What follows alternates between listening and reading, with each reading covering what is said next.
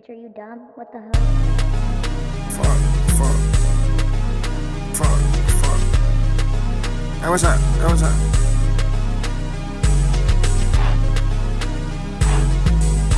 When we get done, they gon' play this back.